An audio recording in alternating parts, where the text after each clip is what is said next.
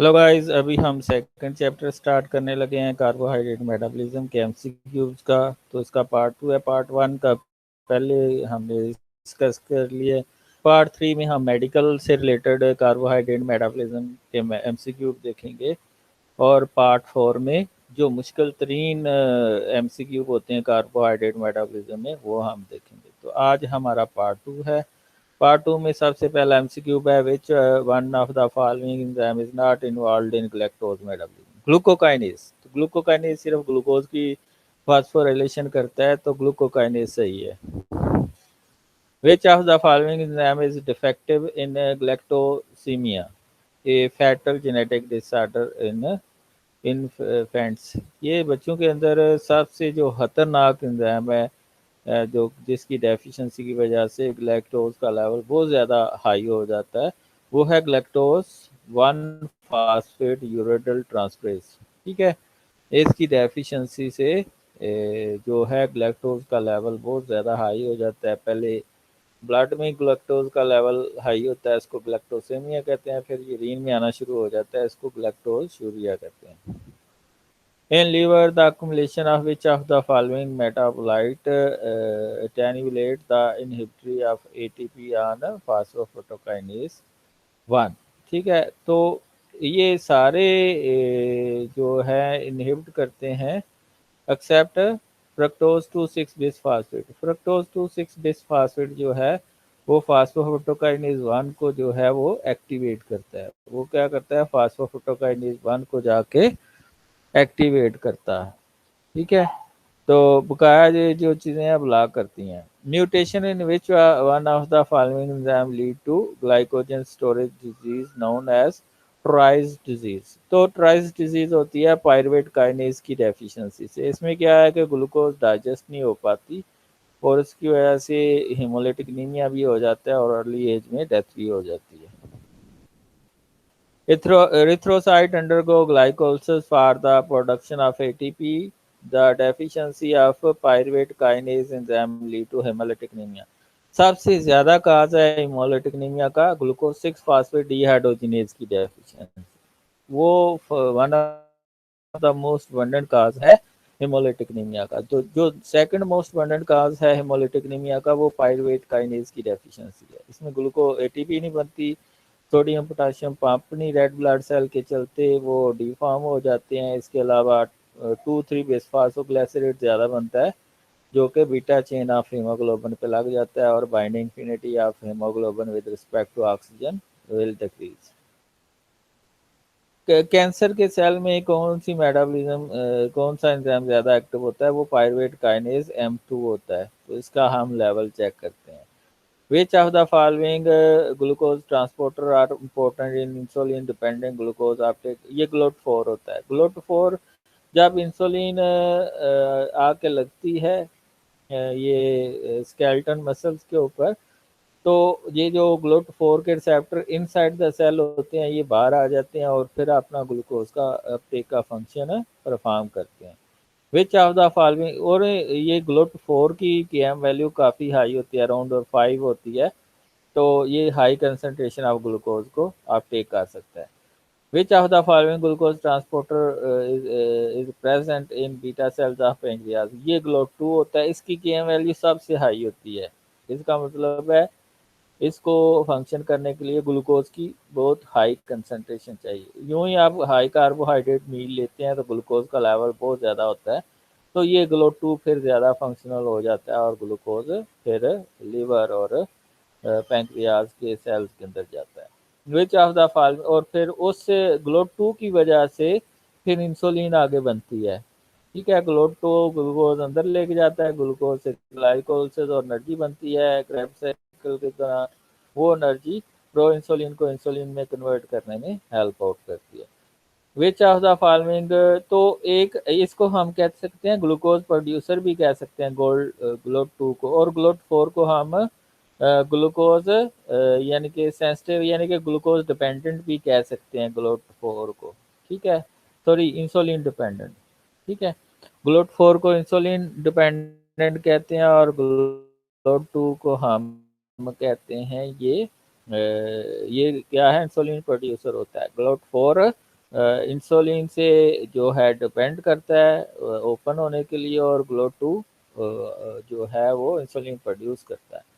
Which of the following glucose transporter is important in fructose transport in the intestine? GLUT5 जो है वो सिर्फ fructose की absorption करता है। Which of the following metabolite negatively regulate pyruvate kinase? Alanine।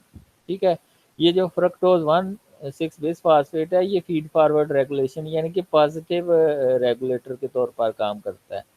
ये pyruvate kinase की activity को और बढ़ा देता है, इसलिए इसको फीड फॉरवर्ड रेगुलेशन कहते हैं। फीड फॉरवर्ड रेगुलेशन क्या होती है कि किसी प्रीवियस काइनेज की एक्टिविटी से जो प्रोडक्ट प्रोड्यूस होता है, मसलन फास्फोफोटोकाइनेज 1 है, उससे प्रोडक्ट प्रोड्यूस होता है फ्रक्टोज 1,6 बिसफॉस्फेट। ये आगे जाके pyruvate kinase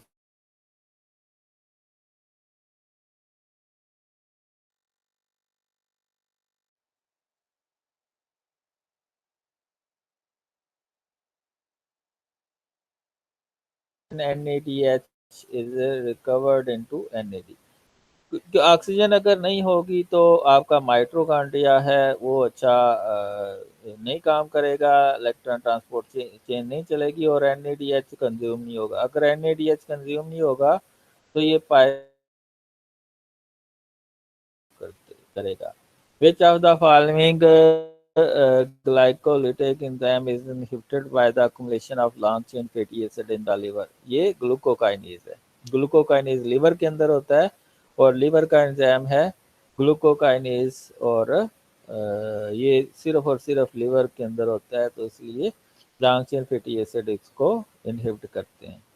Which of the following statement related to phosphokinase 1 is false? ये phosphokinase 1 is regulated by post translational modification such as phosphorylation। ये नहीं होता, बल्कि ये phosphokinase 2 से एक्टिव होता है और इसके अलावा AMP से ये एक्टिवेट होता है, इसके अलावा ये ATP से इनहिबिट होता है।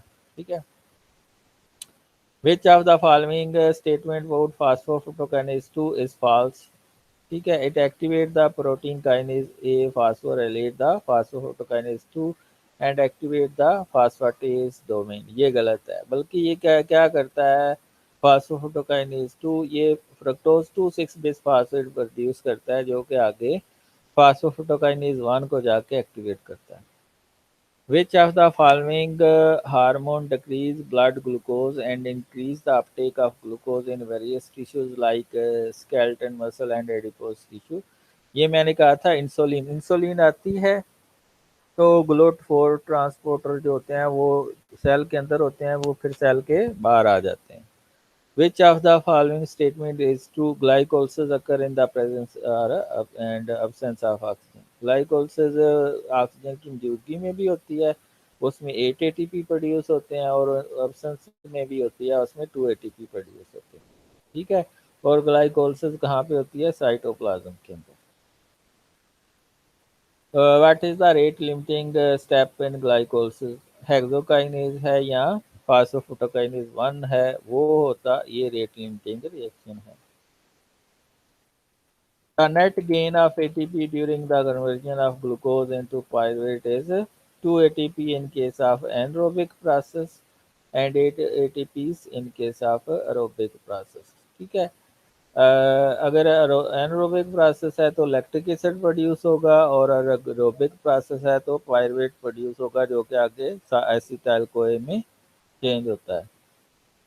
During the conversion of glucose into pyruvate, two NADH molecules are generated. Which of the following steps generate NADH? Conversion of glyceraldehyde 3 phosphate into 1,3-bisphosphoglycerate।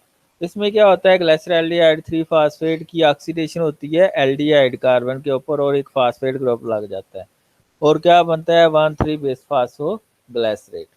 ठीक है, अगला है what is the committing step in the glycolysis? तो conversion of fructose 6 phosphate into fructose 1,6 bis phosphate.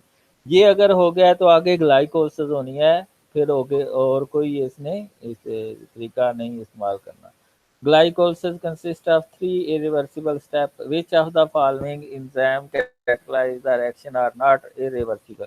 ये hexokinase भी irreversible reaction show करता है, फास्फोफोटोकाइनेज 1 भी इरिवर्सिबल रिएक्शन शो करता है, पायरुवेट काइनेज 1, ये 3 रिएक्शन है ग्लाइकोलाइसिस के अंदर जो इरिवर्सिबल रिएक्शन को शो करते हैं। सिर्फ ग्लाइसरॉल्डिहाइड 3 फास्फेट इधर आपको पता है ग्लाइकोलाइसिस में 10 रिएक्शन होते हैं तो 3 जो हैं वो इरिवर्सिबल होते हैं, ये 3 एंजाइम करते हैं। बकाया जो 7 रिएक्शन होते हैं वो रिवर्सिबल होते हैं, उसमें ग्लाइसरॉल्डिहाइड 3 फास्फेट काइनेज की एक्टिविटी भी The following are the negative regulator of phosphatokinase 1 except